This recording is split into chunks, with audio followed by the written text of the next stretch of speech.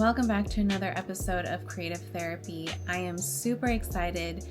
I got to sit down and talk to Dr. Neil Gibson, who is a former professor at Robert Gordon University in the UK, who designed and taught his own postgraduate course on therapeutic photography. He even wrote a book about it. He's also a researcher, an academic, a therapist trainee, and we talk about what therapeutic photography is, all the benefits to therapeutic photography, and how you can become a therapeutic photography facilitator yourself. And I hope you get as much from this conversation as I did. I hope you stay in tune with all the things that he has going on, as he has also opened up his course to anybody interested in therapeutic photography. So please be on the lookout for that and enjoy this conversation. There we go. Okay. Well, thank you so much for being here, Neil. I really appreciate your willingness to be on the podcast. And it's funny because recently I came across an interview that you had done about 6 years ago where you put a call out to whoever wanted to get in touch with you to do so. And I thought, you know what? 6 years later, but I'm going to try it anyway. And sure enough, you were very kind about just answering any questions that I had, including being on the podcast. So thank you very much for being here. Cool. No, it's great to be here. Yeah. And it's always nice when somebody gets in touch to talk about therapeutic photography, because it's just such an interesting area. You can see the benefits of it, and it's really nice to see the interest growing worldwide. Yeah, actually, I had no idea about what therapeutic photography was until recently. I was exposed to art therapy myself as an observer, and I thought, man, what a cool career path. And so I started looking into it, and I quickly learned that in order to become an art therapist, you actually need to be a licensed therapist. And Yeah. so that takes a while to become licensed. And I thought, it's okay. I'm going back to school for psychology and double majoring in art history. And I thought this was the perfect kind of combination to pursue that. But then as I looked more into it, I learned about therapeutic photography. And I thought, oh, you don't need to be a licensed therapist to practice this. This is amazing. And it falls right in line with my own art practice, which is photography for the last 15 plus years. And I found you and I found your work and your book, which I immediately ordered and read, and which is right here for anyone interested. It is available on Amazon. And I just became really fascinated with that line of work. So, for those who aren't familiar, can you please explain what therapeutic photography is and how you got into that line of work? Yeah, I suppose it's probably easier to tell you how I got into it, because then it kind of explains how I found it as well, because I didn't come across it on purpose. It was sort of something that I fell into almost. So part of my background, my career background, part of which is social work. So when I was training to do social work in Scotland, I had the opportunity to go and do a placement overseas. So I went to Belgium, and I was working with asylum seekers in a centre. And as part of my placement, I had to do some group work. And so I was thinking about, oh, what can I do here? I had my camera with me. It was a film camera. And I thought, I could run a group, and I could ask people who live in the centre to document their life through photography. So I did. I lent my camera out to participants, and they would go around the centre and take photographs. And part of me thought, oh, it's going to be really negative. They're going to focus on the negative parts of being here. But it wasn't like that at all. There was so much hope. There was so much possibility within their stories when they were showing the photographs and telling the stories. So I thought, oh, this is brilliant. This is, I thought I discovered it, but I hadn't. Other people were doing this. But at the time, this was just something that I came across by accident and really was impressed with the outcomes for the participants. Um, so I then went to work in social work, and I never really thought about it much in my career, because where I was working was like in hospitals, in substance use centres, and then doing more investigative work through social work. So it wasn't until I then started to work at university and I had the opportunity to do some research I remember the experience, and I've always loved photography myself, and I also tried to document a day in my life for a year, and I did that 2 or 3 years running. And again, Wow. look back at photographs and go, oh, I remember what happened that day. I remember why I took that photograph that day. So Mm-hmm. there was something in that dynamic. I thought, wow, it really linked well to memory. It was a positive experience for those participants. So could this be pulled together as a research project? And that was really the starting point for my PhD, which I looked at therapeutic photography. Is there a role for therapeutic photography?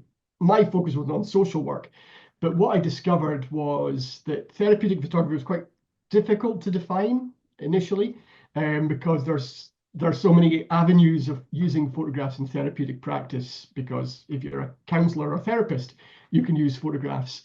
But that tends to fall into the phototherapy side. Whereas therapeutic photography was much more about using it in groups or even in peer support groups, but using it to almost do, I don't like to use the term, but therapy light. So I think it is a light form of therapy. It's not therapy itself because you have to be qualified to deliver that, but it is very beneficial for the participants. And what I tried to do was try and locate some structure in that, because when I was speaking to people who were using it, they were saying, yeah, we love it. And the people that we work with love it. I said, yeah, but why do you use it? And he said, because we love it. It's really good. It's like, that's not really kind of evidence.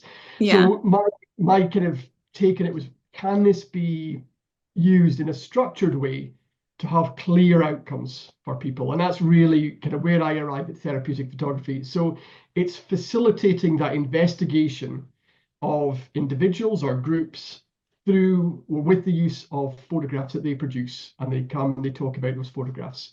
Um, so it's I do think it's probably worth having some training, some knowledge about what you're doing, some knowledge of working in that therapeutic space, but you don't need to be a qualified counselor or therapist.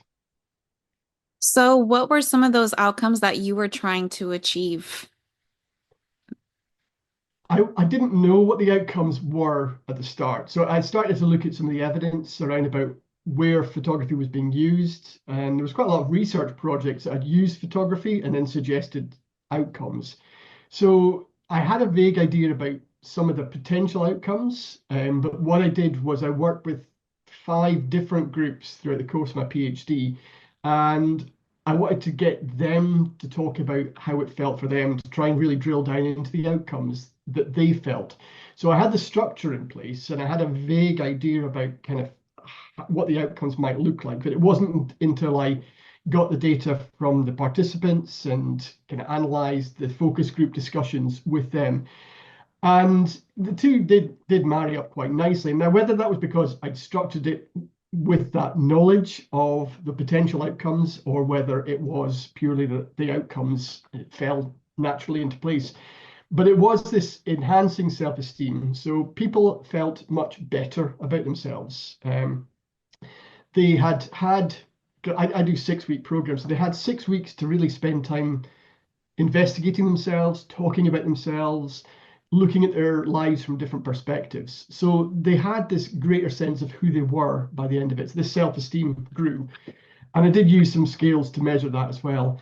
There was also the self-efficacy, so this ability to actually do something and produce something, and something of interest as well that people lent into and were really engaged with. So they were producing art or stories or narratives through their photographs. So that linked to self-efficacy. So again, for a lot of participants, it was like, right, I can do that, so I can go on and do this and tackle something else. And then the final point was around about empowerment. And because I was working with groups, there was this opportunity for people to sit and talk about situations, talk about stigma, talk about challenges in their lives, but then come up with strategies to try and deal with those as well. So I didn't have the answers because I was dealing with people who had life experiences that were very different from mine. So I wasn't telling them how to deal with their situations. They were learning from each other. So there was this sense that they were felt quite empowered by the end of it. And I know that's quite a nebulous concept to measure, and it's one of these things that develops longer term. But that was the sort of language they were using, was that they felt able to go out and challenge things more than they had been. So those are the three main outcomes: self-esteem, self-efficacy, empowerment. But there's also lots of side outcomes like greater sense of control. There was this ability to disclose things that had been difficult to do verbally. Through an image, people were able to disclose things more quickly. And I don't know if that's a good thing or a bad thing. And that's where it comes back to that facilitation, because I had the ability to hold them in that space when they were making those disclosures. I felt okay with that. There was also a knowledge of my boundaries to think, okay, well, this is a disclosure that probably needs more therapy, and then to be able to refer that person on. So I've covered five outcomes there, but the three main ones would be self-esteem, self-efficacy, and empowerment. And you said you had your own scales of measurement. Were you also getting this feedback from the groups themselves? Did you facilitate some sort of group discussion afterward to get that feedback from them? Yeah, because again, going back to the whole concept of empowerment, if I had set questions, I felt that might disempower the group. Um, so I wanted to kind of keep the focus groups really open and just have a general discussion about what did you enjoy, what did you feel the benefits were, what are their challenges, what would you change. So try and kind of focus on the positives and the negatives for the groups, and really keep it open. So, and I did that within a focus group again, because they've been working in a group. I didn't want to do one-to-one individual interviews. I wanted to do it as a focus group. So it was all sort of thought through to marry up with the intention of the group and the outcome of empowerment. I didn't want to then undo that through the research technique. So I stuck to the focus groups and used those and transcribed those afterwards as well. Right. Okay. Yeah, I've also noticed just within my own work in within photography, I've just naturally practiced some of these exercises on my own without even realizing it. And I get the same exact results. Granted, everyone's situation is different, like you had mentioned, but the results are the same. And I can also sort of testify to that feeling of empowerment when, say I'm going through a life-changing transition in my life and I decide to document it. Even in just a self-portrait and the type of empowerment that I get from that, being as kind of like a snapshot of where I am in that moment, and then later on looking back on it and comparing myself between now and then and the growth that has happened between those times, or even going out on a photo walk and going out for a walk for an hour and just capturing the goings on in the streets. And after I'm done, I feel relief. I feel like the world is just lifted off my shoulders. And I can't really explain that. Do you think you can? Or like, what is that therapeutic, like, where is that coming from? What is happening where we're just feeling this incredible sense of relief and empowerment and just, you know, Yeah, I mean, there's so many ways you can explain that. And that's the thing. I'm sort of now going down the path of therapy as well. So I am looking at application of photographs in therapy. So I can see some links there. Because I guess if you're hyper vigilant, you're always on guard, you're always kind of ready for the next disastrous thing to happen. And part of the way of addressing that is to try and be more grounded, and mindful techniques are a good way of sort of enforcing that. And I think photography links to mindful techniques, because you are in a space that you might be unfamiliar with, and you notice much more because you're looking for things to photograph. So you're taking much more notice of the environment you're in, you're looking around, you're slowing down. There's also the task element as well. You've set yourself a task to find something, to come back with something tangible in that photograph. So even the way you've achieved that at the end of that process links to that self-efficacy you've managed to do that task. So I do think, yeah, there's mindful elements, there's links to trauma research in terms of that kind of addressing hypervigilance, and that's kind of the extreme end of kind of using those mindful techniques. But I would say those are sort of two paths there. There are obviously other theories that might explain it, and each one would be different for each person you're working with. And I guess as a therapeutic photography facilitator, I probably wouldn't go into as much depth or detail with participants as that. But just to have that knowledge in my head to think about what's happening with participants and why they're benefiting and what they're saying and what they're relating with their photographs gives you an insight into who they are, their upbringing, their experiences of relationships, and the sense of having some control in producing a photograph as well. And I think control's a really important thing because for a lot of people, life feels a little bit out of control.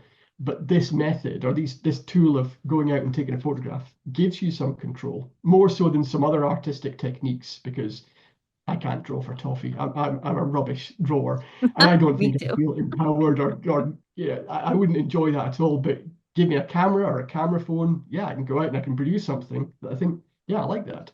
Yeah. And it's so easy enough. There's no more barriers to entry. You don't need any sort of expertise or even technical knowledge because you can just pull out your camera phone and take pictures of whatever it is that you see out there. Um, yeah, which makes me appreciate the art form even more. I know some people poo-poo on it, but I think, the more tools that we have to express ourselves and the easier that it is, the better. Yeah. So yeah, but there is a distinction between phototherapy and therapeutic photography. Do you think that as anyone who is interested in facilitating therapeutic photography, that calling it therapeutic photography might, um, and some people using it interchangeably with phototherapy, does that pose a risk to the practice itself? And should we be calling it something else? Yeah, it's a good question. And the terminology, there's quite a few people involved in this field, and I think everyone has a different opinion. So I know that the words phototherapy and therapeutic photography are used quite interchangeably. I tend to stick to the realms of therapeutic photography when I'm doing group work. But even if I'm using photographs in therapy, I'm reluctant to call myself a phototherapist because to me, it's just using photographs in therapy. And I wonder if a better term for what we're doing is just well-being, photography and well-being, or well-being through photography, or exploring well-being through photography. Um, because you're right. I mean, there is a distinction between phototherapy and therapeutic photography, but it's also on a continuum. So the line between the two is a little bit vague and a little bit grey because, as I say, you can be doing therapeutic photography work and think, oh, I'm straying into the realms of therapy a little bit because they're talking about relationships that are important to them or something, and they're finding it quite cathartic. So is that therapy or is that therapeutic? Um, so Right. yeah, it's the terminology is problematic. And I don't have a clear answer for that. Certainly, if I'm doing stuff myself, I'll call it therapeutic photography because that's kind of the term I've used in the book. But if I'm doing work with other people, we do have a discussion about whether to call it kind of well-being through photography or yeah, that kind of angle about rather than therapy, it's more well-being that we're focusing on.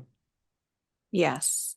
I've also heard someone using mindfulness with photography. Yeah. Um, I thought that was pretty cool. So you said that you kind of fell into this type of work, but you've become a course leader in this realm. And I'm wondering if you feel any pressures from that, if you ever get imposter syndrome, if you ever feel like, man, what am I doing here? Or what's the next step? And if you do, how do you manage that? I think anybody who doesn't get imposter syndrome is lying. I think everyone gets imposter syndrome. Yeah. But actually, having said that, I think I feel most comfortable in this field because there's no right or wrong answer. All I can do is advise people. I'm not preaching a particular approach. It's much more about trying to help people link what they want to do with their own photography practice with some of the theoretical perspectives. So I certainly wouldn't wag my finger and say, no, you can't do that, or not, that's awful. I would say, like, if you're going to do that, have a think about what you need to do as a facilitator. So some of the theories that might help you understand with the people that you're working with what's going on, but also how to keep yourself safe as a facilitator. So think about your boundaries, your limitations, because as I said, I'm a social worker, but these techniques are used by so many different professionals. Some will be more qualified in the field of therapy work, but others won't be. So I've educated teachers and occupational therapists and artists and photographers as well. So it's just about being aware of your limitations so that you're able to refer somebody on if they need extra support. And that's happened. It hasn't happened that often in the groups I've worked with. There's been a couple of people that I've approached afterwards and said, would it help to speak to somebody with a bit more training in that kind of in therapy? But out of all the people I've worked with, to have only 2 or 3 where that's happened, that is credit to the peer support group, because it's really that the amount of power that comes out from the peer support when doing photography groups is incredible and should never be underestimated. So yeah, I kind of forgot the question a wee bit there. Um, the imposter syndrome, if you ever feel Yeah. it being a leader in this type of work and how you manage that. Yeah, so I guess to return to that, I would probably shrug off that kind of leader thing, because I just think, no, I want people to be using these techniques, and if I can help in any way, that's really what I want to be doing. I kind of, I know this might sound like fake humbleness, but I don't want to be known as the kind of the go-to person. I think that these techniques can be used by anybody, and it's just about giving people the confidence to use these techniques safely and appropriately. Because I know what I know, but I think other people out there have got a huge amount of knowledge in terms of their education and their experiences of working with particular groups that I don't have. So it's just about, yeah, saying, okay, well, that's probably the limit of my abilities, and I just want to see where this goes, as other people use these techniques. No, that's beautiful. And I appreciate that. I know I've come to you with my own ideas of how to facilitate with different groups, with a varied amount of groups. And that's one thing that I find really interesting about therapeutic photography is that there is no one way, there is no right way. It's kind of for the love of the art and for the love of self-expression and for finding yourself and your creative voice through that. And there's so many different ways to facilitate that. And I know that on our last call, you had mentioned that you just got off the phone with someone else who was interested in facilitating and had her own interesting way of approaching therapeutic photography. So, just off top, can you think of some of the more interesting ways that you've heard people facilitate therapeutic photography groups and different techniques and results? Mm. I mean, I think you're right. It is so varied. I've I know a lot of people who have then gone on to use it with particular groups. So when I was doing the course at the university and delivering the training through them, some of the participants went off to work specifically in coaching fields. There was one who then went on to work with a particular group of women who had experienced violence. And now she works quite closely with the police and delivering those programs. Somebody else I know, I didn't train her, but I am well aware of her. Ruth Davey does mindfulness photography, so she just specializes on mindfulness. And I know that was picked up by the NHS here in the UK, and they were sending people to her course to get some training on that as well. I think the most unusual one I heard about was another ex-student of mine, and she wanted to use The Wizard of Oz as a template for the group work. So it Hmm. was almost like this journey across along the yellow brick road. And she did explain it to me, but I wasn't as familiar with the Wizard of Oz as she was. But she explained that it was going to be a journey for participants, all on the theme of Wizard of Oz, and they were going to end up with this kind of big collection of photographs looking at their own journey. And I guess that kind of Wow. is similar to my technique, not with the Wizard of Oz thing, but it is about a journey. So I use that very structured technique of looking at the self, looking at relationships, looking at emotions, looking at stories, and then looking at the environment. So it builds up this kind of knowledge of who you are through different stages. Mm-hmm. Yeah, the possibilities are endless. I mean, you can really adapt these techniques, and I think all you need is participants who know that they're going to do a little bit of self-exploration, who like taking photographs, who like talking about photographs, and then just kind of find that safe space to facilitate those conversations. And I think having some idea of structure from the outset is reassuring for the participants. So it's really up to the facilitators to decide on what that structure looks like. Mm-hmm. Um, and the interest continues to grow. I know that you have a Facebook group with tens of thousands of members, and you have your own postgraduate course that you had been teaching. But you had mentioned in our last call that therapeutic photography isn't as popular in the United States as it is in the UK and Canada. Why do you think that is?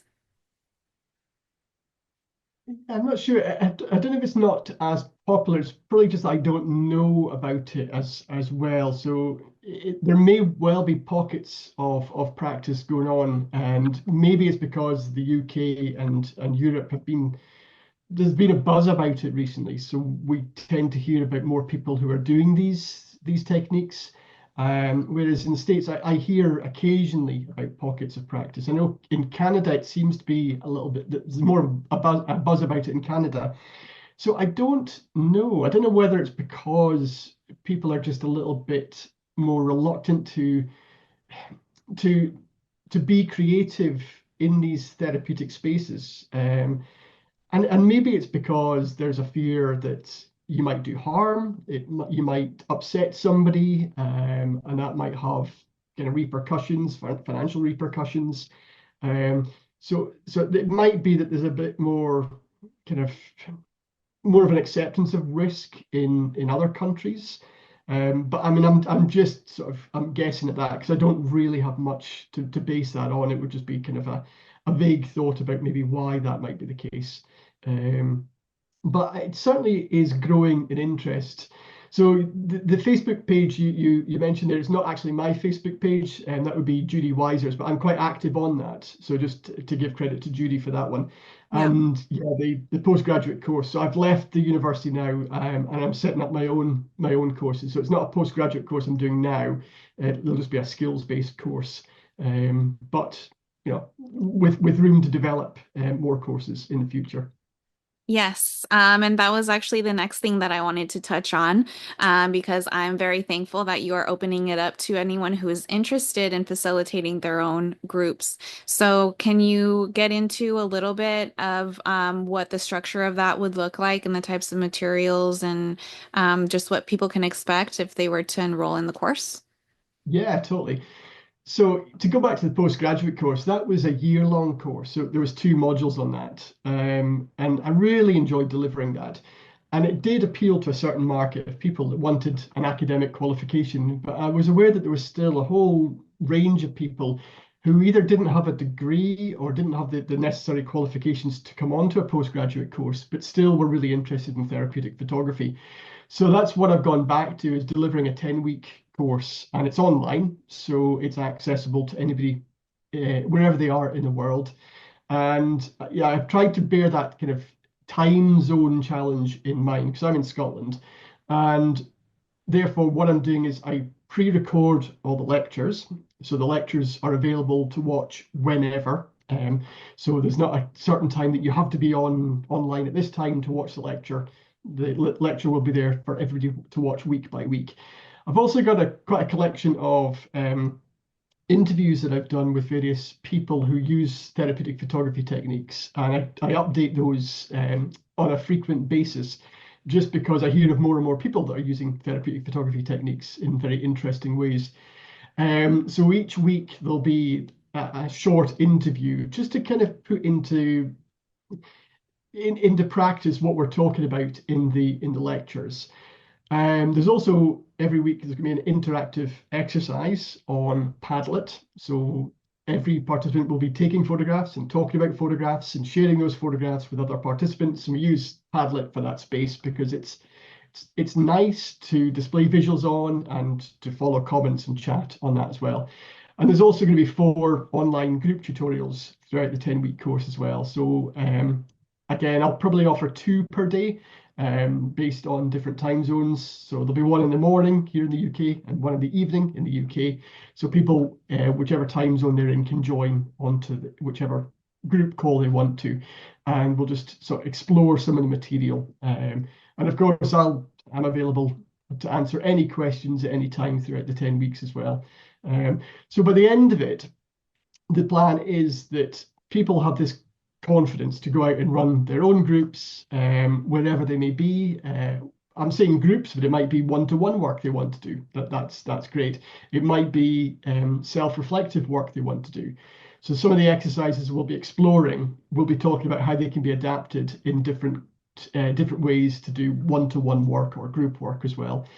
And we will start by giving an overview of what therapeutic photography is and some of the kind of historic developments in that area. So that sounds a bit, yeah, let's get into the exciting stuff.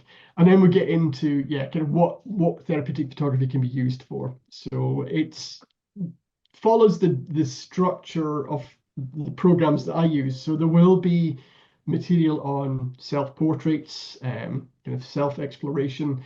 We will look at attachment theory and links to development and relationships and Wow. exploring relationships through photography as well, but in a safe way, because I appreciate that we don't want to put anybody in danger when they're taking photographs. So thinking about safety, thinking about abstract representation, that's where we do a bit of work around about emotions and how you can represent emotions through photographs. We then look at telling your own story, your narrative, and think about how we can represent our daily life in a photograph, but also kind of a bigger picture of who we are as well. We look at stigma, we look at challenges about kind of more fitting into society and some of the challenges around that. And then the whole 10-week program culminates in a photo voice style project, which is where we define a group task and take photographs as a group to explore the outcomes of that. That's meaningful for all the participants on the course as well. So it sounds good. It's always fun to deliver, and it should be fun to interact with as well. I know people think, oh, it's going to be quite academic, and I want to give a sprinkling of academic material because I think that's important that people understand that evidence base. But the emphasis is on, but how do you apply this? How do you make it real? How do you use this in practice? And how do you make it fun? Right. And that sounds like it's going to be a lot of fun. It sounds like it's going to be amazing. And so it's a 10-week course, but you're running 2 of them next year, right? Yeah, so the first one will be in February. That one's almost full, and then the next one's in September. So that's the second one. Now, having said that, I'm in discussion with others who work in the field of phototherapy and therapeutic photography, to develop other courses as well. So the plan is in 2026 to have another course, which might be probably a 6-week course, but looking at more about using photographs in therapy. So they'll be drilling down into some of the theoretical perspectives that are familiar in therapy settings. So the work of Jung, Rogers, some of the psychodynamic theorists as well. We're going to touch on CBT as well, because I know that's quite a popular approach in therapy. And there are Yeah. links to using photographs in those settings as well. So I Hmm. will be bringing some of that into the 10-week course as well. But obviously there'll be a more in-depth course for therapists and counselors later on. How exciting. I know. So along with the course, you said, well, you had mentioned in our last call that you felt that you're almost ready to rewrite the book, and that since the first you've there have been new developments. And can you touch a little bit on about what those new developments are? I think it's probably more in terms of my knowledge, because the book was written between 2016 and 2018. And that was really the kind of the product of all the different groups that I'd been working with throughout the PhD and pulling that material together. I don't think my knowledge has ever stopped in terms of gathering more and more information. And I think if I was to do an update of the book at any time, I would be keen to draw in some of the more therapy-based angles and think about how they can be used in the therapeutic space. Because like I mentioned, Jung and Rogers, yes, they're therapy, but they're also therapeutic as well. And there are techniques that we could use in therapeutic spaces as well. So it would be to try and draw in more theoretical perspectives to inform people using these techniques.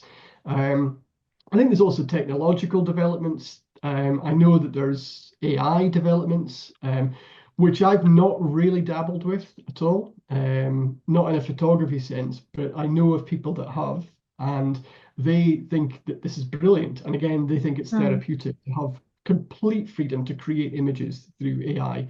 interesting. So I wouldn't knock it. It's just something that I'm not familiar with. Hmm. And I think there's opportunity if another book came along to actually pull in some other experts in the field to give their contributions as well. So maybe it could be more of an edited compilation rather than just a solely authored book. Okay, awesome. Um, and do you happen to practice any of these exercises yourself? Yeah, I probably yeah. I mean, as I say, I do remain an avid photographer, and I do appreciate that when I go out with my camera, I just yeah, like you described, I come back buzzing. I come back feeling elated, Yeah. because I usually go out to try and just document what I'm doing. And more recently, I've just been thinking about how do you document what makes me happy, and that's really what I've been focusing on. So going out and taking photographs, and I was laughing the other day because I realised that I take a lot of photographs of cows, and I go out for walks with my dog, and Hmm. we live quite in the countryside, and we've got those Hmm. beautiful Highland cows, those big hairy cows with the big horns and stuff. Yeah. And they're just so photogenic. So we pass their Yeah. field practically every morning. And then every morning there's a cow in a different pose. Like yesterday, there was one standing just above a puddle. And I just thought, oh, this is great. Reflection in the puddle, cow standing there. Hmm. So yeah, it's a recurring theme. So obviously cows make me happy. That's awesome. I too live near some country roads, and there's cow farms around here. And I will stop by and take a couple photos of them myself. And it's funny because I feel like they're almost conscious of what's happening, and so like they'll notice that I'm taking pictures of one of the cows, and then they all just herd over, and then all of a sudden I'm just like inundated with all these cows around me, and they just like all want to get their photo taken. It's funny. Yeah, they definitely know. Yeah, this one was definitely posing, I would say. Okay, Neil, so where can people find you? The easiest way is online. Therapeutic Photography UK is my website. So that's got some information about some of the techniques, and it's also got links to the courses. So that's probably the easiest way to get hold of me, Mhm. or just Google search. Amazing.